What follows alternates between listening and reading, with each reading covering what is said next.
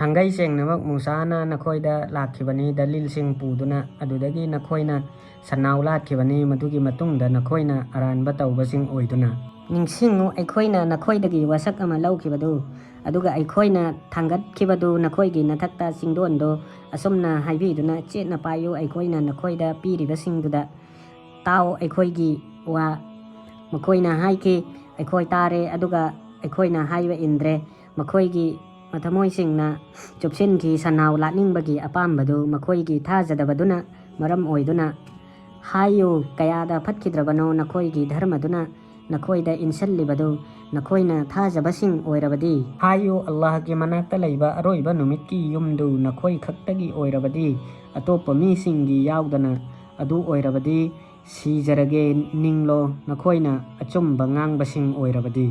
aduga kaidaunungdasu makoina madu ningloi makoigi makhutsingna hana thajakibasingduna maram oiduna